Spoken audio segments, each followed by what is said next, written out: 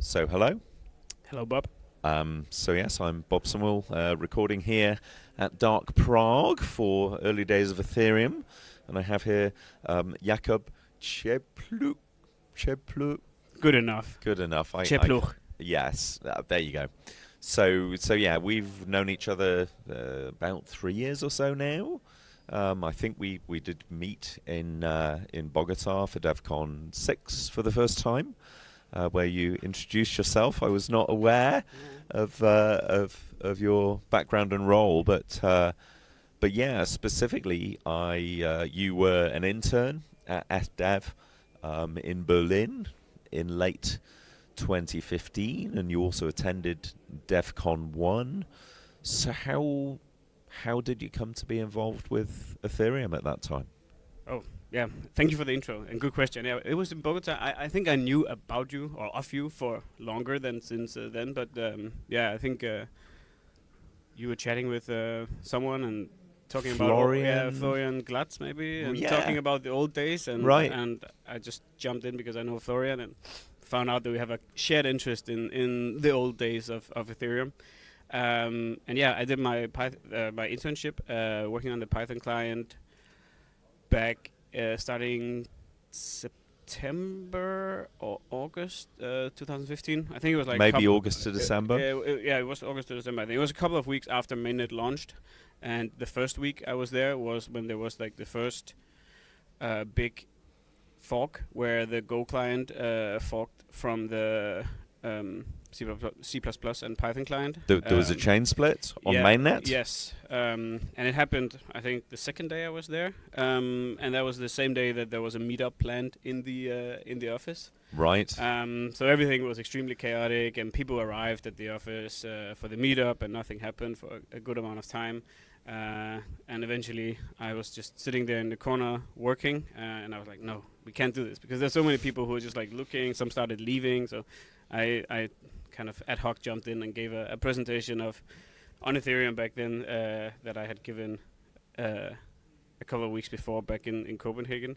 Prior to your internship? Yeah, I gave the presentation prior to my internship because I started a Copenhagen Ethereum meetup group. Oh, goodness.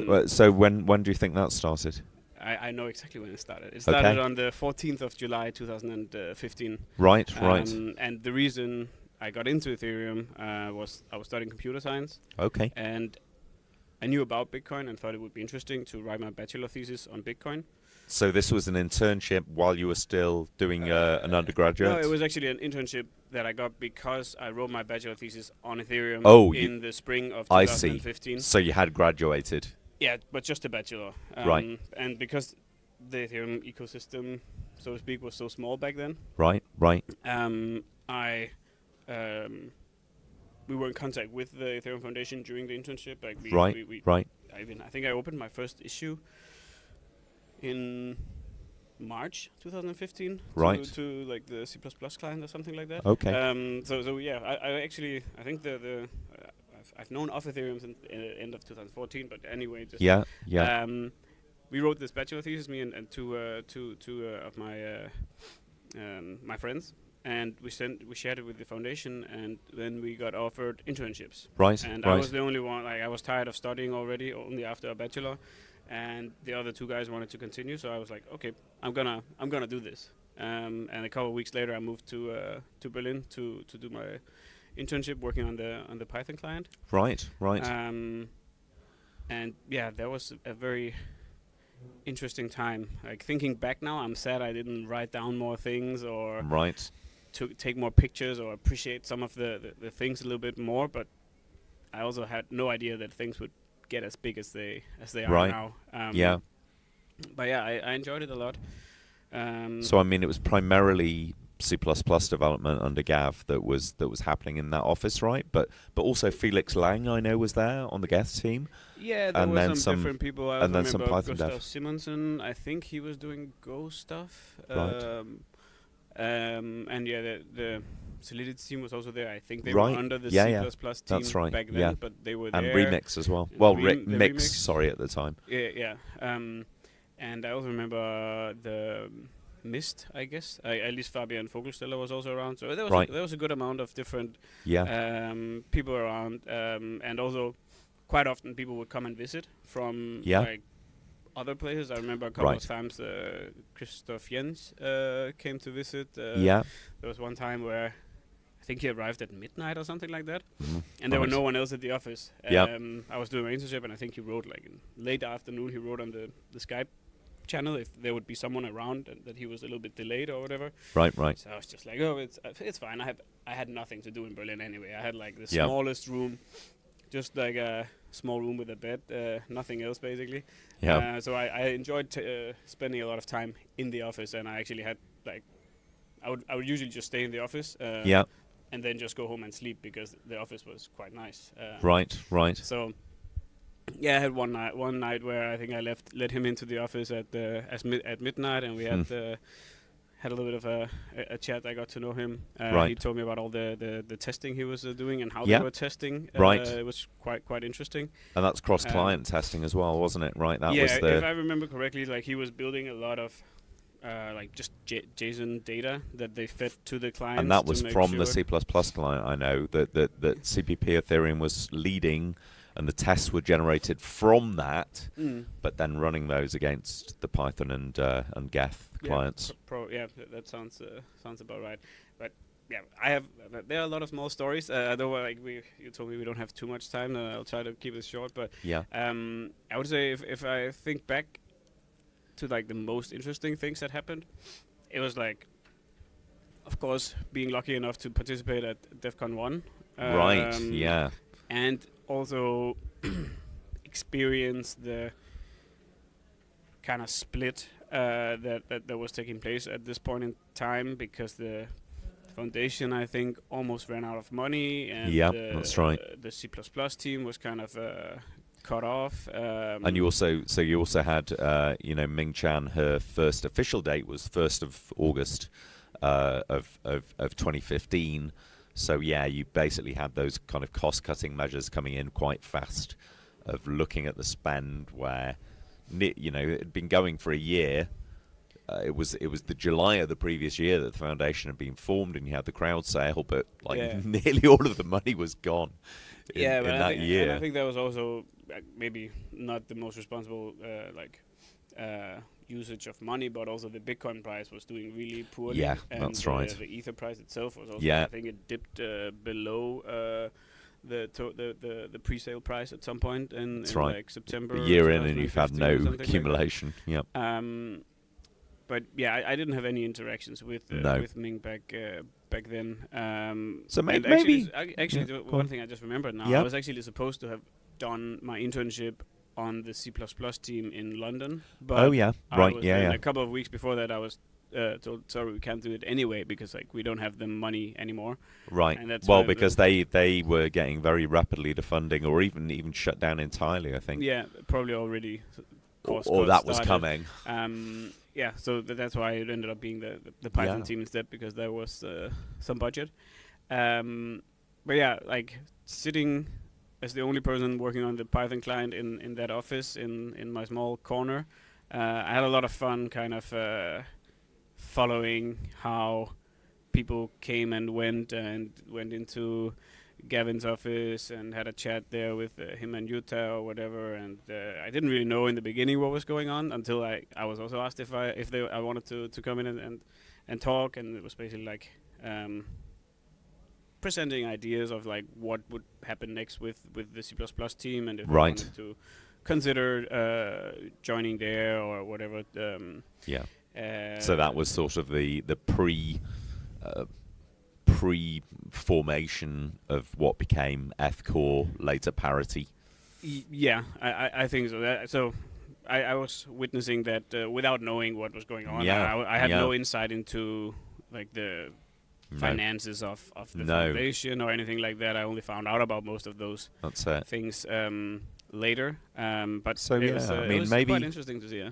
Yeah, so I mean, maybe let's talk about DEVCON1. So so the first DEVCON was DEVCON0, which happened in November 2014, before your time, which was the closed event, mainly Ethereum Foundation-y people, but some broader ecosystem people. But then DEVCON1 happened in November 2015 in London.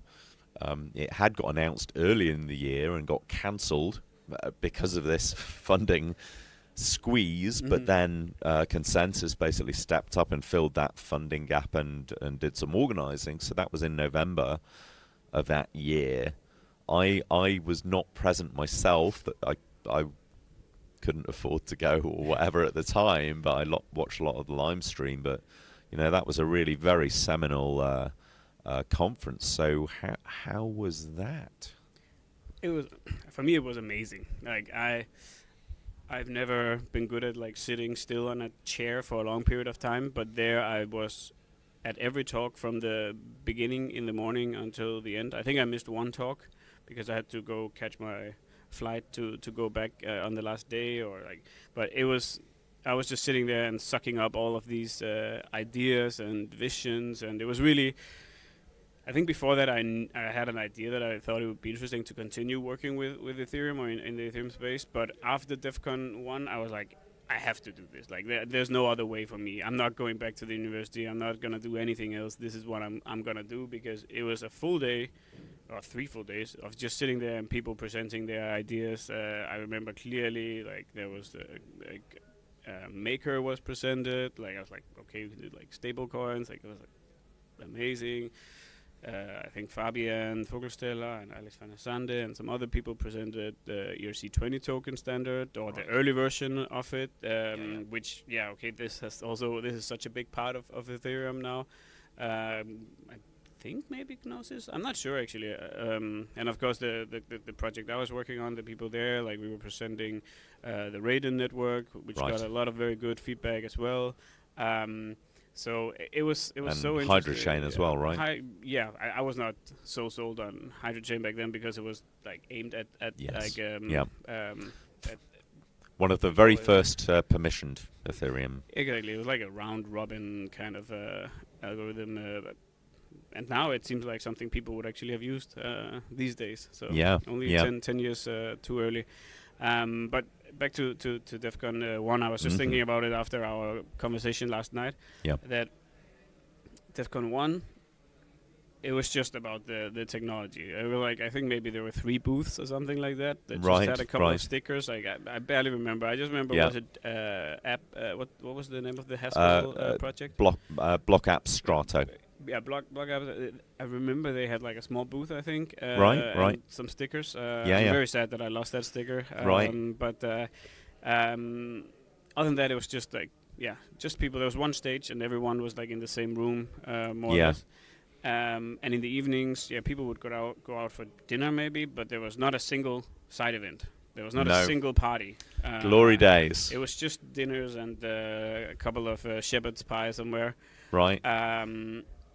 And that was kind of fun. Like you got to know people really, really well, and it was really just the golden days. I felt like there was so many inspired people and ideas, and people only talked about tech. I think there was like one a little bit weird product hype talk with a guy who had a T-shirt gun on the stage. This like Free My Bunk. Who had like a very different energy than everybody else. It felt like he was the only one who actually knew how to give a talk and how to actually sell. And back then I thought it was way too much, but now now it's basically what everyone else is doing. And the quality of slides was so bad as well. It's funny to look back.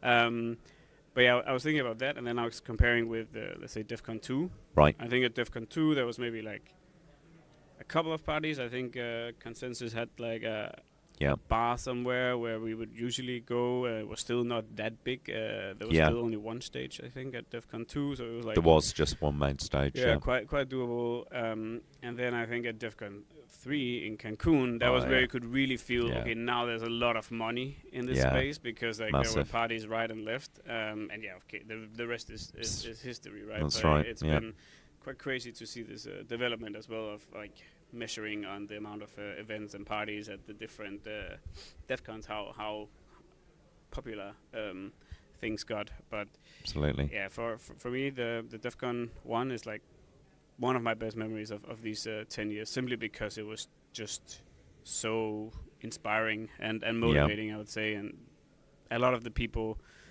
you have on your list were around there. Like, it's quite cool. And I actually recently found out that someone I got to know a couple of years ago only, who's also doing some cool stuff. He actually was around there. Like, we didn't meet each other. I didn't know him. I only found out like 2 years ago. But he had also, and he said he didn't see almost any talks because he was sitting in the back trying to get Alice0 or the Geth client to run on his machine or something like that, because it was not easy back then. It took days. Even if you had the devs available right next to you, it could, it wasn't easy.